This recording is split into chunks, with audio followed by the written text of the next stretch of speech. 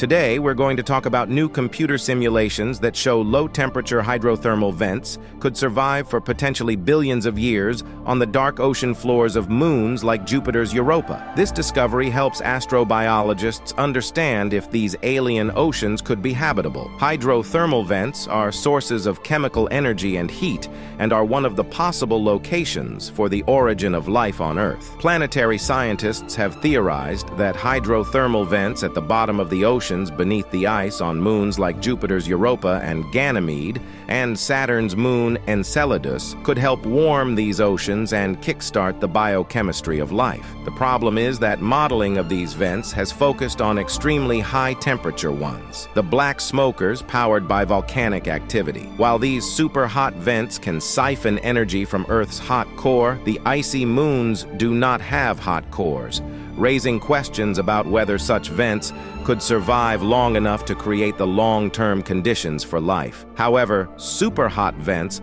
are not the dominant form of venting in Earth's oceans.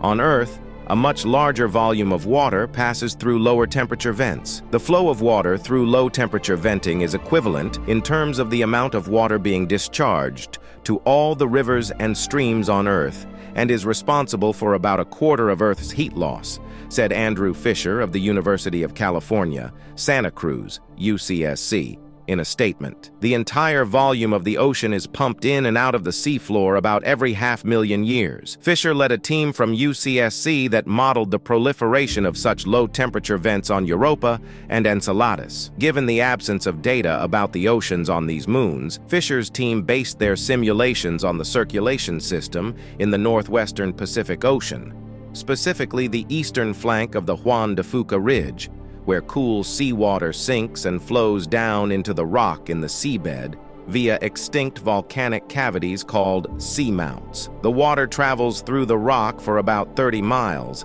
being heated in the process, before rising up through another seamount. The water gathers heat as it flows and comes out warmer than when it flowed in, and with very different chemistry, said study team member Kristen Dickerson, also of UCSC. Applying this circulation model to Europa and Enceladus, the researchers altered properties such as gravity, temperature, the composition of the bedrock, and how deep the water circulates to better fit potential conditions on the ocean moons. They found that not only could moderately warm vents be maintained over a wide range of conditions on these moons, but that the low gravity allowed for warmer temperatures emanating from the vents. In addition, the low efficiency of heat extraction from the core of the moons in low gravity would allow such moderate to low temperature vents to be maintained for possibly billions of years. This study suggests that low temperature, not too hot for life, hydrothermal systems could have been sustained on ocean worlds beyond Earth over timescales comparable to that required for life to take hold on Earth, said Fisher. Don't forget to subscribe and hit the notification bell.